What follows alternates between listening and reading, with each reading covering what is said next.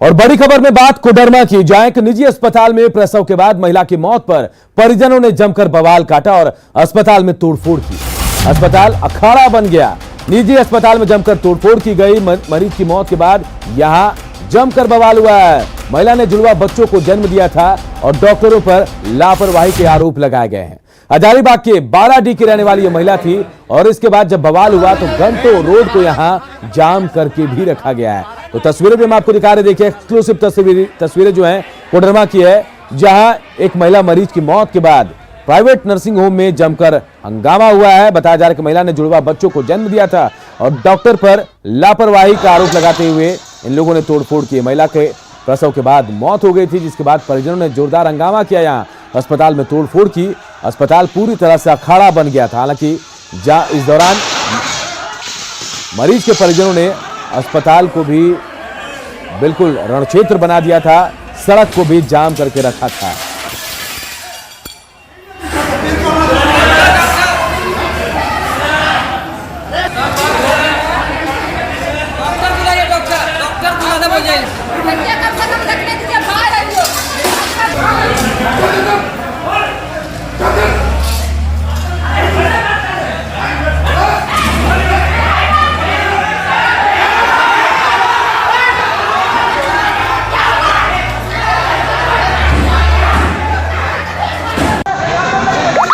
तस्वीरों को देखकर आप अंदाजा लगा सकते हैं कि क्या बोलते हैं उसको, ऑपरेशन रूम में 11 बजे के बाद आधा घंटे के बाद बोला ऑपरेशन सक्सेसफुल हो गया।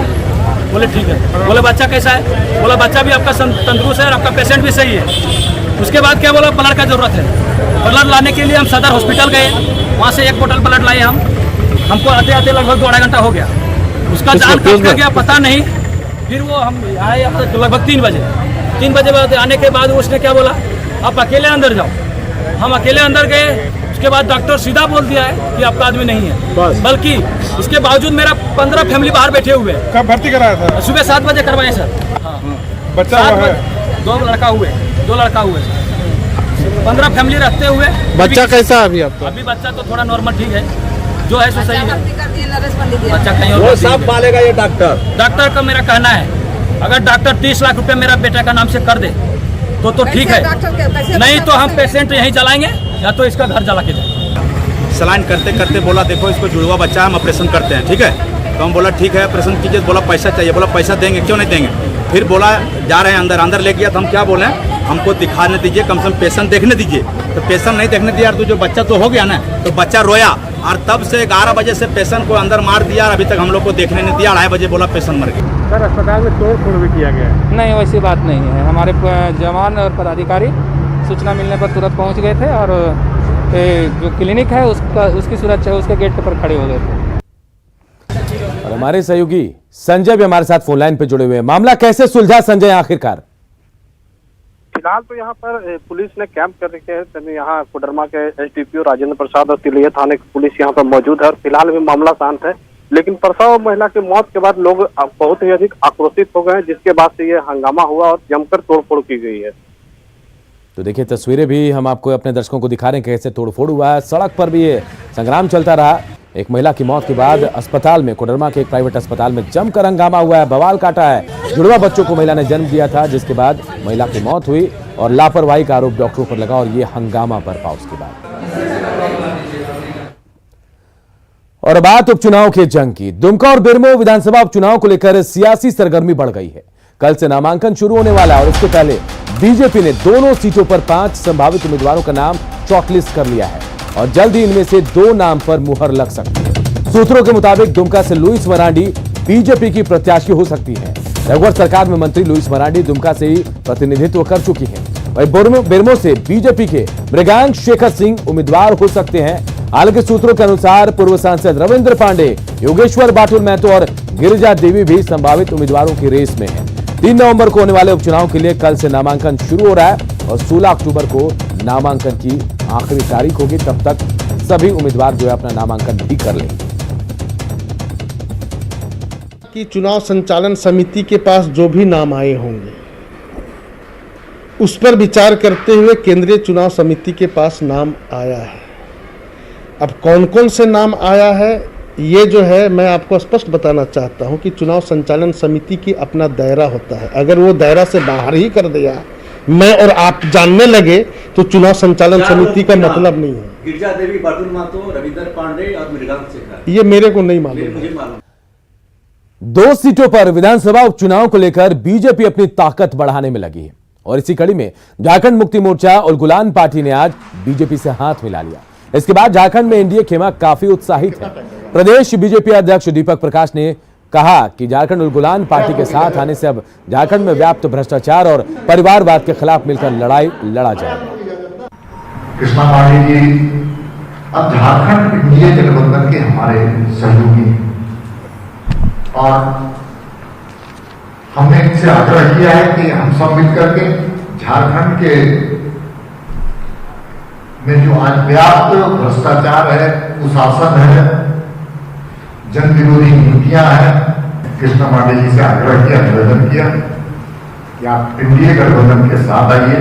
राज्य की जनता को हम ये यहाँ से आग्रह करना चाहेंगे कि ये यूपीए सरकार को नकार दे और आने वाला चुनाव में जो बिरमो और दुमका में चुनाव हो जाएगी, उसमें हम लोग खुल करके इनको हम लोग एनडीए को जिताने का काम करेंगे।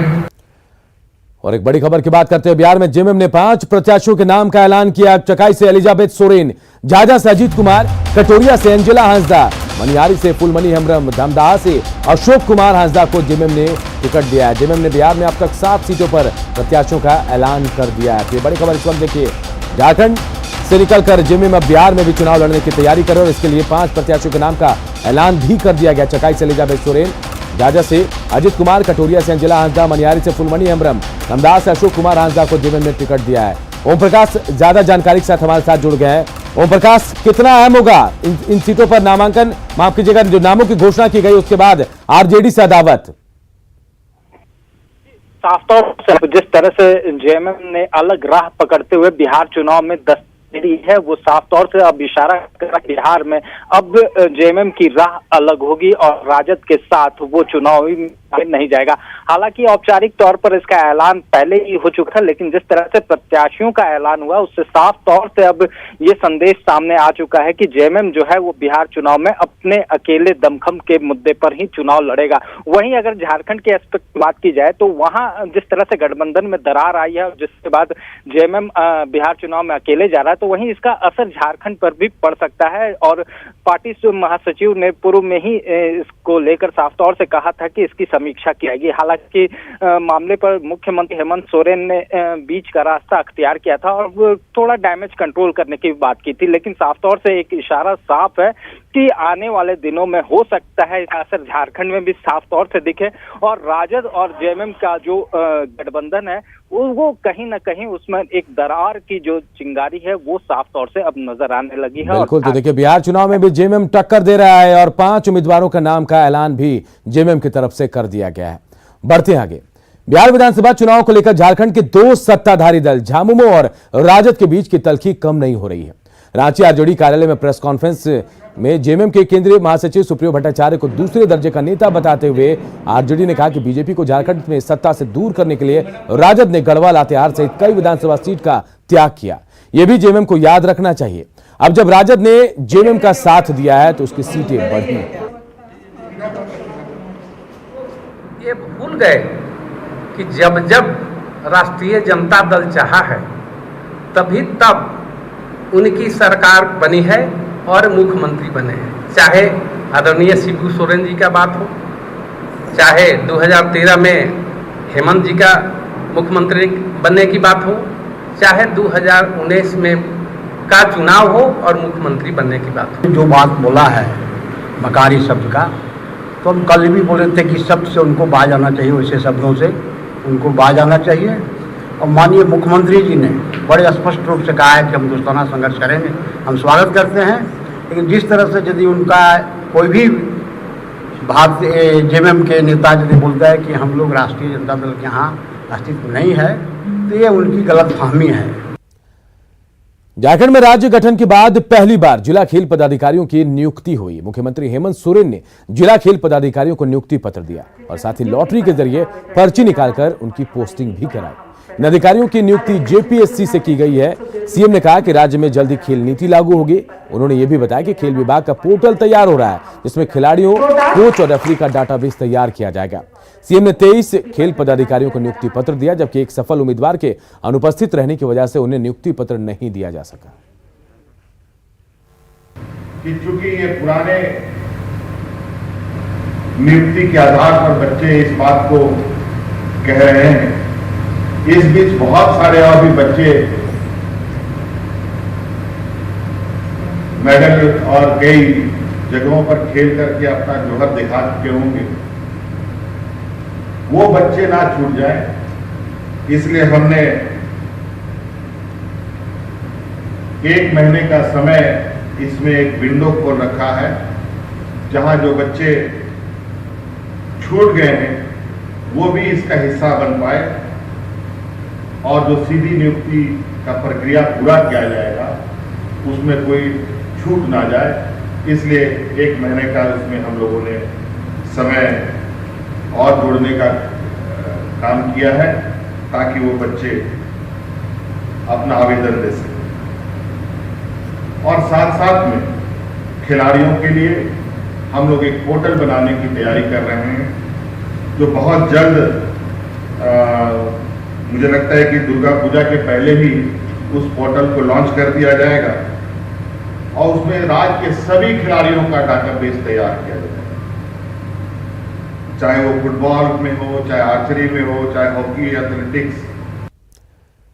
रांची में नक्सलियों के खिलाफ पुलिस को बड़ी सफलता मिली है। राजधानी रांची के कई इलाकों से पुलिस ने पीएलएफआई के 12 उग्रवादियों को गिरफ्तार किया है। उनके पास से भारी मात्रा में हथियार और 2 दर्जन कारतूस भी जब्त किए गए। कांके, सदर, रातू और नामकुम थाने की संयुक्त कार्रवाई में पुणे उरांव गिरोह के खिलाफ यह सफलता मिली है। गिरफ्तार नक्सलियों में अधिकांश स्थानीय अपराधी बताए जा रहे हैं, जिन्हें पुणे उरांव ने पीएलएफआई में शामिल कराया था। ये सभी नक्सली रांची में किसी बड़ी घटना को अंजाम देने की फिराक में थे। घटना हुई थी, कुछ अपराध कर्मियों के द्वारा गोलियां चलाई गई थी दहशत फैलाने के लिए। उसमें किसी की गिरफ्तारी नहीं हो पाई थी, जिसमें नाम आ गया था। इसकी सूचना अभी कल परसों ही हमारे वरीय पुलिस अधीक्षक महोदय को मिला कि उस घटना का